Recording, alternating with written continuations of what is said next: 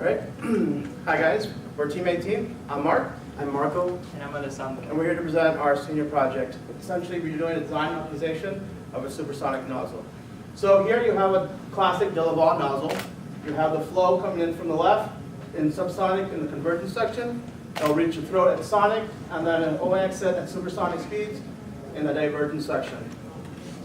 So the timeline for our presentation will tell you what kind of problems we're looking to solve, how we solve them using simulations, optimization, when we combine those two, and how we solved it experimentally and validated it. So what we're looking to solve is the non-uniformities of the flow at the nozzle exit.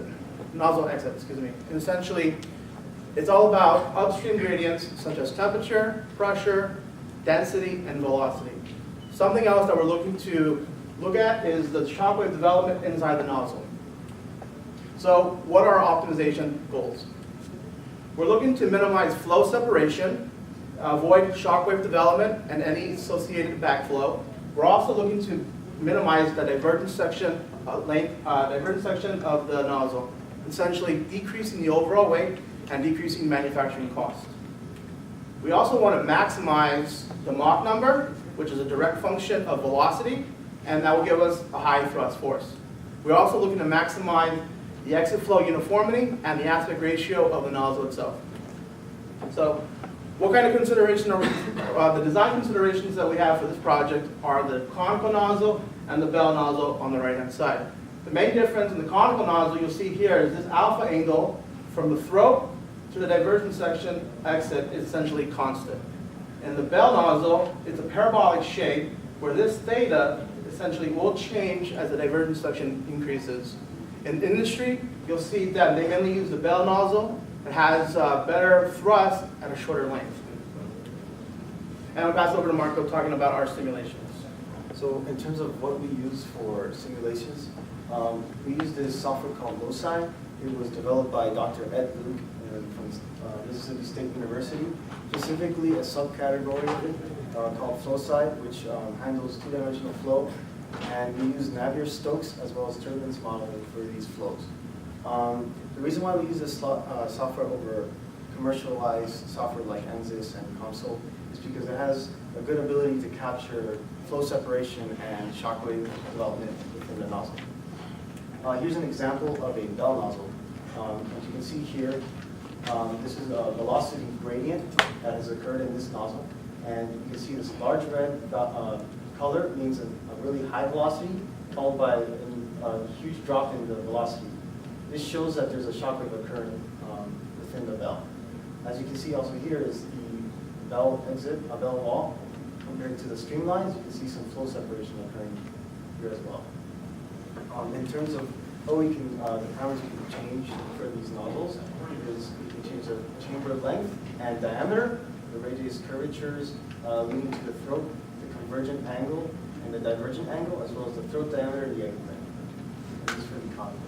For the bell, we had the same parameters. However, since the divergent angle decreases as the length increases, we had this parameter to change as well. In terms of how we selected our nozzles, we developed a Visual Basics code to randomize these parameters and develop 500 different kinds of nozzles. We ran them through the LOSI and checked for convergence, which ones worked with the flow, and took these nozzles that converged and sent them to the optimization software, which we'll get into after this slide. But after we optimized, we ran these back through LOSI and figured which ones ran with our objectives and converged the best, and we selected an optimal nozzle from there. And we'll have Alessandro talk about the optimization process. So for the optimization section of this project, we use the software called Mode Frontier, which is commercial, and it is a multi-objective optimization software. Like Marco said, we ran some nozzles through LOSI, and then we import them into the software, and we use those as our support points. And those are support points for our response surface that we'll generate. We generated it using radial basis functions, and this surface we can search for our new designs.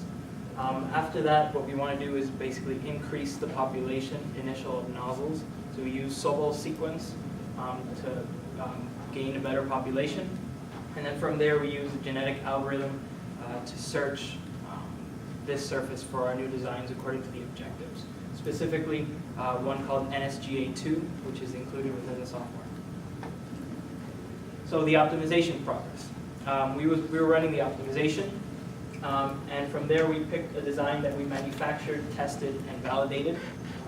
And while this process was ongoing, we wanted to continue the optimization to see if we could get better results.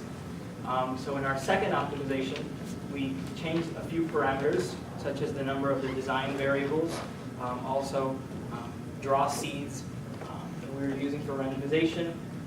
We used different scaling of the dimensions, but this one was not manufactured due to time constraints. So we need to validate our response surface because using this we'll look for our new designs. So we have our 5 objective functions: length, the pressure standard deviation at the exit, temperature, standard deviation, thrust, and the density standard deviation at the exit. And we use 3 error analysis methods: mean absolute error, mean relative error, and R-squared. So once we did that, we can run our genetic algorithm and search this surface for our new designs according to our objective functions. We ran NSGA2, as I mentioned, and we did that for 100 generations. And once that happens, we come up with more designs, which are, as they're called, Pareto optimal designs, which are trade-off values, which are equally good to each other, but are trade-off between different objective functions. And so here we have the example of the Pareto Front. All these designs on here are equally good to each other, but there's trade-off. In this case, thrust is to be maximized and length is to be minimized, so they're conflicting with each other. So as you can see, there are different points along here, and you can see how the geometry changes as you move along the surface. And what's important to note here is that we ran these points also through loci, and what we saw was the discrepancy between the thrust that the optimizer predicted would be and the thrust that loci predicted would be, and these are the errors for each one. And here's also another Pareto Front, which is the thrust versus the pressure standard deviation at the exit. And as you can see, as the thrust becomes minimal, the pressure standard deviation is more. Now, how do we pick designs, especially when you can have conflicting objectives? So we have the parallel coordinate chart, and what this does is that we can simultaneously see all 5 of our objective functions listed in each column, and each string is one design, and you can see how they correspond to a certain value of the objective function. As you can see, the longer length nozzles will have less non-uniformities at the exit and also produce more thrust. Now, from there, what we do is that we plug them back into loci and see which ones converge. So originally we wanted to optimize the bell as well. However, we ran into some problems because of the more complexity of the bell. It has such a large contour or non-constant angle. It's easier for flow separation to occur. So when we did our optimization, we looked at the exit, inlet, and throat. We didn't take into account the entirety of the exit, the divergent contour. So it was difficult for the optimizer to pick up an optimal shape for the bell. So we went ahead and decided to choose the conical, and this is a silhouette of our conical shape. And here are our parameters, or our design parameters that we have. In terms of convergence, how well this nozzle was able to run through the Navier-Stokes. As you can see here, this is a plot of the residuals, density, energy, and momentum. And looking at where they start and where they drop, they go way above powers of 7. So that shows good convergence. For simulation results, here's a plot of the Mach number as well as the axial velocity. As you can see here, it starts at 0 Mach, 0 velocity, and it starts increasing once it reaches the throat. You get sonic flow, and as it goes through the divergence section, supersonic, 3.8 Mach. we saw in our simulations that our temperature dropped, and that happens in supersonic flow, but it dropped dramatically, probably because of our boundary condition here, which was viscous wall adiabatic, meaning that temperature outside of that nozzle wasn't being transferred through into the internal flow. So we got a better picture of our flow speed, exit velocity, and you see here, it's not a function of temperature, as Marc number is. So it goes up to 600 meters per second. And here's our density and temperature simulation results. It starts in compressed air at 11 kilograms per meters cubed and goes down to below 1 kilograms per meters cubed. And here's our temperature. It starts at 300 and drops down to more than, it goes down to 100, which is more than the real, what would really actually happen through into the nozzle. Here's the pressure simulation. Here's a big picture of it, encompassing the entire nozzle. It starts at 10 bar, we assigned it at 10 bar, and goes down to less than 1 bar. And here's a more scaled down values to get a better picture of the exit pressure. And as you can see here, it's between 10 and 20,000 pascals, which is very good for uniformity. And we'll have Marc talk about the manufacturing. Thank you. So we designed our nozzle through SolidWorks, and this is the nozzle that, as Alessandro said, we did an optimization. So this is our first iteration of our optimization. So we had our nozzle manufactured by Mr. Zuccarelli, and we decided to manufacture our final design using plexiglass. You'll notice here that the exit diameter, essentially the exterior of the nozzle, is large because if any radial stresses were received, it would essentially distribute evenly. For experimentation, we use a maximum 155 psi compressor, and for tool gathering, or for data gathering, we use a thermocouple and also a weight scale. Now, we had an initial prototype, or really a setup for a prototype, in which we had a 1.5 inch by 2 foot 740 PVC pipe. We had a pressure gauge and valve, and we had a honeycomb inside. And essentially, we have a video for that.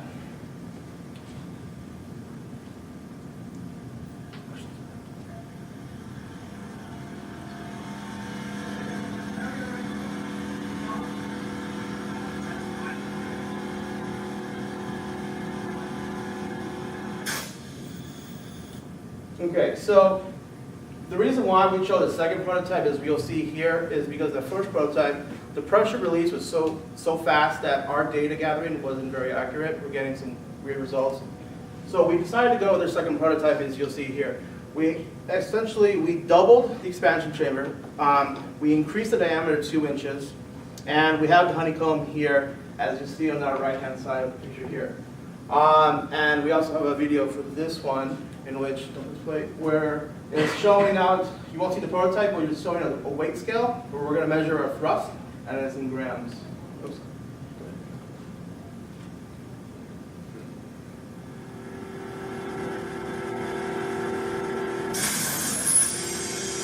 Okay, it was pretty quick. I'm not sure if you're able to see it, but it basically measured 2,290 grams. Converting that to thrust, we got an average of about 22.6 newtons. And the temperature, we got 11.6 degrees Celsius. Based on our simulated results, our thrust was 21.9, and that ended up giving us a 3.4% error between the simulation and the experimental. So the standards that we used for this project essentially was AS 9100, ASME Y 14.5, and the other standards for the PVC pipe and tools that we used. In terms of economic value, our budget was $300, including manufacturing the nozzle itself and the 2 prototypes. We ended up saving close to $140. So it was relatively cheap because of the material that we used. Now, we know that many countries are developing space programs, so by optimizing this nozzle, decreasing the length of the divergence section, we've decreased the total manufacturing cost. For design experience, we faced a lot of complexity in this project. We had learned techniques for computational fluid dynamics. We learned how to optimize using the optimization software. None of us have ever taken gas dynamics or are not currently enrolled, so we had to learn that theory and apply it to our project. And we learned how to use the Navier-Stokes equations with the turbulent models. For future work, we would like to see better, higher accuracy measuring devices, and we'd like to see an optimization of a bell nozzle. So we'd like to thank our advisor, Dr. Julie Kravich, Dr. Ed Luke, who provided the low-side software, Mr. Ziccarelli, the Madrock team who helped us through it, and the mechanical department. That completes our presentation. We're opening up the floor for questions. Thank you.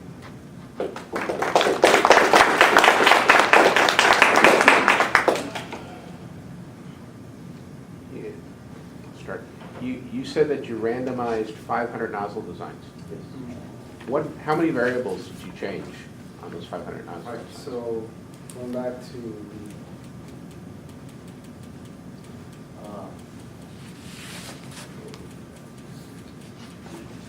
I'll just quickly answer. The first optimization has 9 different design variables that we have to change. And so basically those 9 variables were put in max and mins and a number generator, random number generator generated the designs, or what's the logic behind the randomization? So we had a range in terms of like the angles, so of possible values, but we didn't go like 90 degrees. So we would limit the range to 70. You define those ranges? Yes. Yes. And we ran them through the VBA, through loops, and every time we changed the seed value, so it would have a pattern to it. So we keep changing the pattern.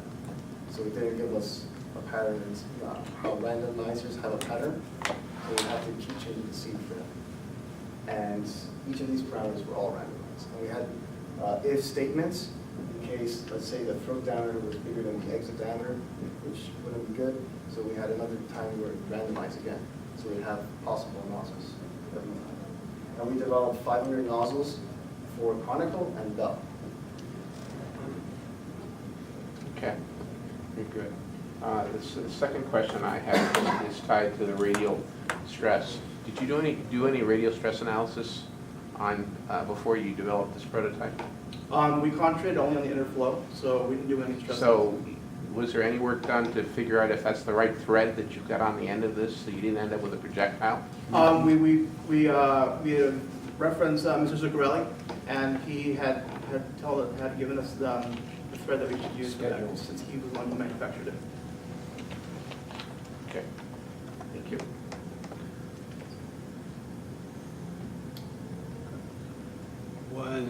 Was your prototype to scale for what you ran your simulations on? Or how did you compensate for that? So were you using a large scale simulation and a small scale test rig, or what? They were all the same size from simulation. Right, so all the parameters that we ran are within what we could be able to manufacture. So there's no actual scaling of the product. And then as we're calling this the optimized design, was there a baseline design of any form that was manufactured and tested for comparison? No, so for what we did for the optimization is we really just ran these 5 objective functions, right? We just said minimize these, maximize these, and come up with a certain range of values, and just try to optimize that geometry. But there was no baseline. We just wanted to see what we could optimize.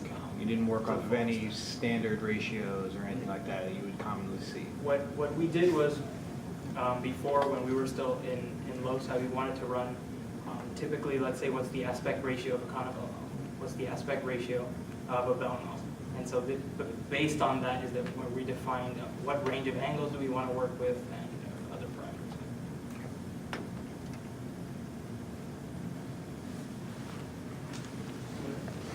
Any others? Thank you.